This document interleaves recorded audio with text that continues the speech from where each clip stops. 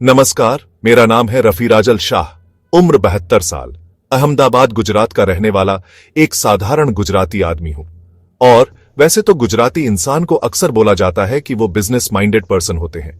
मैं ज्यादा पढ़ा लिखा नहीं हूं, मैंने सिर्फ 10वीं तक पढ़ाई की है, लेकिन फिर भी आज मेरा 70 से 80 करोड़ का स्टॉक मार्केट में पोर्टफोलियो है। अहमदाबाद के आसपास काफी सारी मैंने जमीनें खरीद कर रखी हैं। मेरा अपना घर है जिसकी वैल्यू करीब 5 करोड़ 50 लाख है, और 10 से 15 करोड़ रुपए मैंने अपने बेटे को फैक्ट्री खोलने के लिए दिए हैं।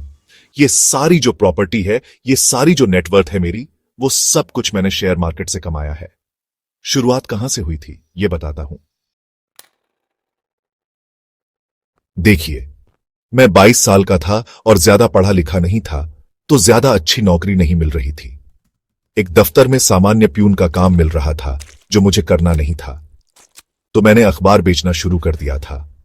सुबह सुबह मैं घरों में जाकर अखबार बेचता था और बाकी सारा दिन मैं अहमदाबाद के लाल दरवाजा बस स्टैंड के पास पूरे दिन अखबार बेचता था। अखबार बेचते बेचते मुझे उसको पढ़ने का भी शौक था। मैं बहुत ही साधारण घर से हूं। मैं शाह तो हूं गुजरात से, लेकिन बेसिकली जो मारवाड़ी जैन होते हैं वह हूं मैं। मेरे पापा जो थे वो अहमदाबाद के एक नमकीन की दुकान में समोसा और जलेबी बनाने का काम करते थे, तो आप समझ सकते हो कि हम अमीर तो नहीं थे। 1975 की बात है। उस दिन अखबार में कुछ ऐसा छपा जिसने मेरी जिंदगी बदल दी। 1975 में बॉम्बे स्टॉक एक्सचेंज की 100वीं सालगिरह थी, 100वीं एनिवर्सरी, और उसके ऊपर एक पूरा आर्टिकल छपा था। उसमें मुझे पहली बार पता चला कि बॉम्बे स्टॉक एक्सचेंज की शुरुआत गुजरातियों ने और पारसियों ने मिलकर की थी। तो मुझे यह बात उसमें पढ़कर बहुत ही गर्व महसूस हुआ, बहुत ही प्राउड फील हुआ, और अंदर ही अंदर ऐसा एक विचार आया कि बीइंग दी गुजराती, मुझे भी शेयर मार्केट के बारे में जानना चाहिए। अगर गुजरातियों ने शेयर मार्केट की इंडिया में शुरुआत की है, तो मुझे भी शेयर मार्केट के बारे में जानना चाहिए। थोड़ा कुछ पैसा बचा के उसमें इन्वेस्ट करना चाहिए। यह एक मेरे दिमाग में ख्याल आया, तो ज्यादा पैसे तो मेरे पास थे नहीं। थोड़ा कुछ इकट्ठा करके, इधर उधर से लेके, थोड़ा पापा से लेकर, मैंने बॉम्बे स्टॉक एक्सचेंज में शेयर्स खरीदने की शुरुआत कर दी। बस वहीं से मेरा सब कुछ बदल गया। दिल में एक बात बैठ गई कि अगर वो गुजराती लोग पूरा शेयर मार्केट ओपन कर सकते हैं, तो मैं उसमें से थोड़ा कुछ तो कमा ही सकता हूं। 6 महीने तक मैंने हर रोज 22 रुपये बचाना भी शुरू कर दिया, और किसी को पता भी नहीं चला कि अखबार बेचने वाला एक लड़का स्टॉक में निवेश कर रहा होगा। तो मैं धीरे धीरे कंपनियों के थोड़े थोड़े शेयर्स खरीदने लग गया।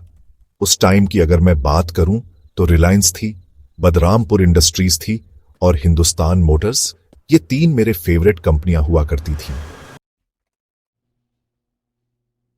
तो इन 3 के मैंने शेयर्स खरीद रखे। उस टाइम कोई लिमिट नहीं था और फोन भी नहीं था, बस फिजिकल शेयर्स मिलते थे। छोटे छोटे फिजिकल शेयर के सर्टिफिकेट हुआ करते थे। वह सर्टिफिकेट को देखकर मुझे लगता था कि मैंने कुछ किया है, मैंने कुछ अच्छा काम किया है, प्राइस कुछ भी हो शेयर्स के।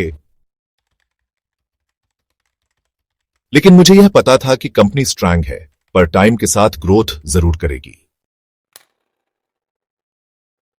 उसके बाद 1980 से लेकर 1994-95 का सबको पता है, हर्षद मेहता ने मार्केट को तेजी में रखा था, बहुत ऊपर ले गया था, और उसमें मैंने भी अच्छा खासा कमा लिया था। मैं जो भी कमाता था उसमें से थोड़ा थोड़ा पैसा निकाल के मार्केट में इन्वेस्ट करता रहता था। ना मुझे बड़ी नौकरी मिली, ना मैंने कोई बड़ा बिजनेस किया, फिर भी मैंने पैसा बना लिया, क्योंकि मैं जो भी पैसे मार्केट में लगाता था उसे मैं किसको दे रहा था। मेरी यह सोच थी कि मैं अगर रिलायंस में पैसा लगा रहा हूं तो मैं धीरू भाई को पैसा दे रहा हूं। धीरू भाई चले गए, उसके बाद मैंने यह सोचना शुरू कर दिया कि मैं मार्केट में जो पैसा लगा रहा हूं वो मैं मुकेश भाई को दे रहा हूं, जो मेरे पैसे से बिजनेस करते हैं, और जो प्रॉफिट होता है वह मेरा शेयर मुझे दे देते हैं। एरोकन दादा ने भी मेरे साथ इसी तरह से पार्टनरशिप की थी। मुझे दिमाग लगाने की जरूरत ही कहां थी। जब इतने बड़े बड़े लोग मेरे पैसे लगाकर बिजनेस करते हैं और जो प्रॉफिट होता है उसमें से मुझे थोड़ा हिस्सा देते हैं, तो मुझे अपना दिमाग लगाने की जरूरत ही नहीं थी। लेकिन देखो, आज के जवान बहुत एक्सपर्ट हैं, समझते हैं मुकेश अंबानी से भी स्मार्ट हैं, इसलिए खुद वो लोग ऑप्शन करते हैं। उनको लगता है कि ऑप्शन करने से ज्यादा जल्दी से अमीर बना जा सकता है। लेकिन मैं इस तरह से सोचता था कि जो अपना बिजनेस इतनी अच्छी तरह से चलाते हैं उनको ही मैं पैसे दे दूं। वो अपना बिजनेस लाएंगे तो मुझे प्रॉफिट तो मिलेगा ही। तो इस तरह से मुझे एक ऐसा महसूस होता था कि मैं कोई बड़ी कंपनी का हिस्सा बन चुका हूं। बाद में पता चला कि हां, शेयर्स का मतलब ही यही होता है, शेयर्स आपके पास है, उतने हिस्से के लिए आप उस कंपनी के ऑनर हो गए। वो मुझे बाद में पता चला, और जब पता चला तो मेरी छाती फूल गई। वॉरेन बफेट और बिल गेट्स की एक बात बताता हूं मैं आपको। एक बार बिल गेट्स ने वॉरेन बफेट को पूछा, कहा कि तुम्हारी जो स्ट्रेटजी है अमीर होने की, वो बहुत ही सिंपल है, बहुत ही आसान है, तो हर कोई अमीर क्यों नहीं बन सकता? वॉरेन बफेट ने बहुत ही अच्छा जवाब दिया था कि no one wants to become rich slowly, किसी को आराम से धीरे धीरे से अमीर बनना ही नहीं है। मतलब धीरे धीरे से अमीर बनना चाहते हो और डिसिप्लिन थोड़ा सा रख सकते हो, तो उस बंदे को मार्केट करोड़पति बनाकर ही छोड़ता है, जैसे मुझे बनाया। मैंने स्टॉक खरीदा, स्टॉक बेचा, 10 साल बाद 15 साल तक मैं स्टॉक रखता था, उसके बाद बेचता था। कोई अच्छी कंपनी मिली, उसमें इन्वेस्ट करता था। जो कंपाउंडिंग होता है वही असली कमाई है।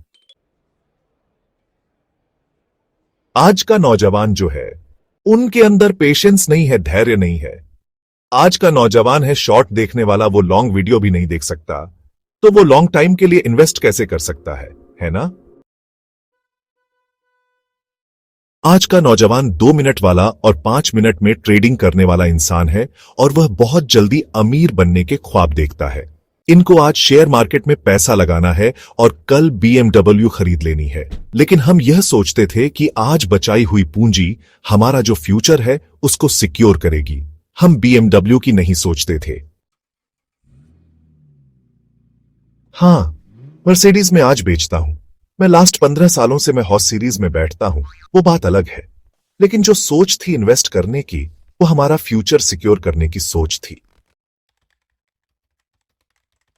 आज के नौजवान की तरह हड़बड़ी में हम नहीं खरीदते थे, और अच्छे से अच्छे स्टॉक चूज करना यह मेरे हिसाब से कोई रॉकेट साइंस नहीं है।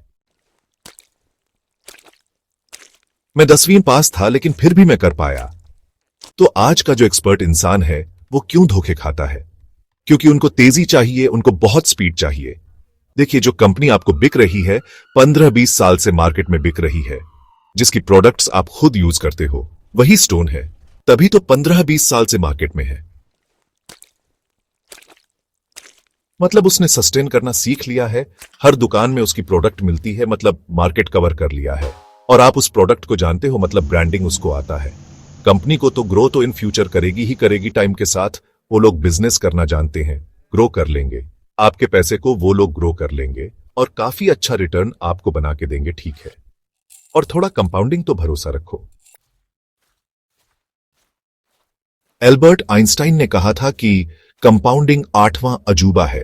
कंपाउंडिंग, जो उसको समझेगा वह कमाएगा और जो नहीं समझेगा वह गवाएगा, यह एल्बर्ट आइंस्टाइन ने कहा था।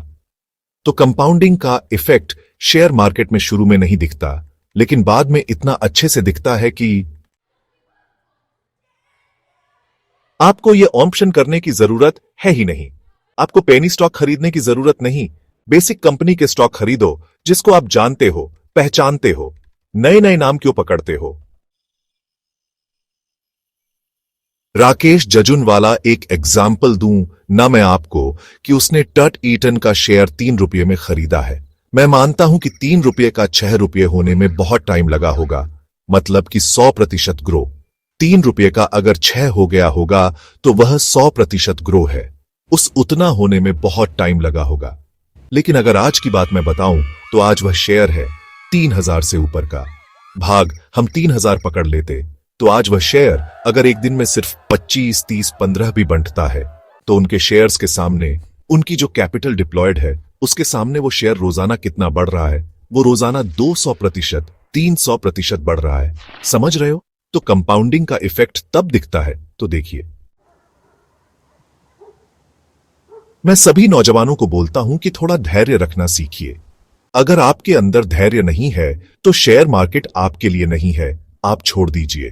दो चीजें होनी चाहिए शेयर मार्केट में। अगर आप कमाना चाहते हो तो एक तो धैर्य होना चाहिए, और दूसरा बीच बीच में जो मार्केट ऊपर नीचे होता है तो वह टाइम आप पचा सको, उसको डाइजेस्ट कर सको, उतनी ताकत आपके अंदर होनी चाहिए। आज का नौजवान 1 लाख रुपए लॉस हो जाता है तो सुसाइड करने की सोचता है। अगर इस तरह का आपका दिमाग है तो शेयर मार्केट में मत आइए। कोई दफ्तर में बैठ के एक आराम से जॉब करिए। तो बस यही मेरा आपसे कहना है। शेयर मार्केट और साथ में धैर्य, यह दोनों चीज अगर आप रखते हो तो आपका अमीर होना पक्का है। धन्यवाद।